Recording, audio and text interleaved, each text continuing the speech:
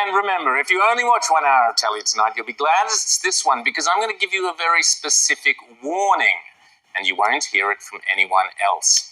I believe we are facing a sinister threat to the freedoms and everyday liberties that we and our grandparents have taken for, and our parents have taken for granted all our and their lives, but are being squeezed out of us by woke, left-wing, authoritarian governments more effectively than a python crushing the breath out of Mrs. Kafup's pet Pekingese.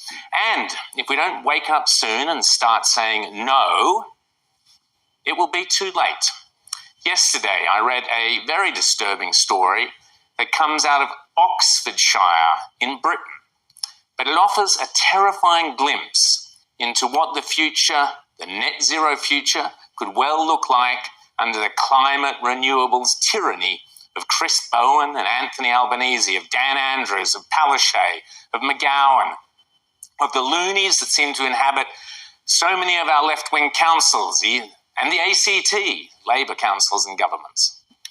According to Darren Burks at the independent website Vision News, and you can also read the same story on the Daily Skeptic, an excellent website, the Joe Nova blog, and elsewhere, Oxford County Council are planning on embarking in 2024 not on COVID lockdowns, but, as I and many others have long predicted, climate lockdowns. Yes, folks, the Great Reset is going to begin in earnest among the dreamy spires of Oxford, once the very centre of learning and enlightenment in the English-speaking world. How will it work? Well, scarily, much of the infrastructure of oppression and surveillance is already in place, as it is here. But recently, Oxford County Council started to spell out the details. And yes, it's all being done in the name of saving the planet from climate change.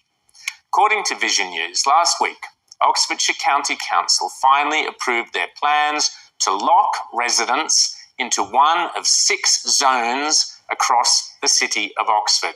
They have divided the city, this is the council, into 6 zones as the latest stage in what is called the 15-minute city agenda. Remember that phrase.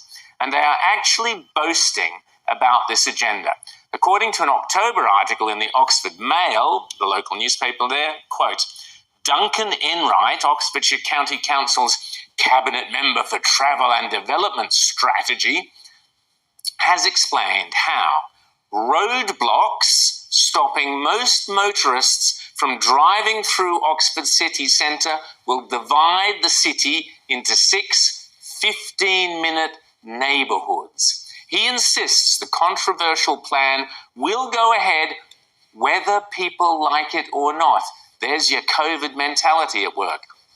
The Oxfordshire Council will place electronic gates on key roads in and out of the city, confining residents to their own neighbourhoods. Even the Times newspaper has reported on this travesty without batting an eyelid, that motorists will be fined simply for leaving their neighbourhood once too often. So, how does this communist-style activity work in what is supposedly the heart of a liberal democracy? Well, here's how the boffins explain it. Every resident will be required to register their car with the county council, who will then monitor how many times they leave their district via number plate recognition cameras. People can drive freely around their own neighbourhood and must apply for a permit to drive through the filters and into other neighbourhoods, which they can apply to for up to 100 days per year. The council will then track their movements via smart cameras positioned all around the city. If any of Oxford's 150,000 residents drives outside of their designated district more than 100 days in the year, he or she can be fined $150 a pop.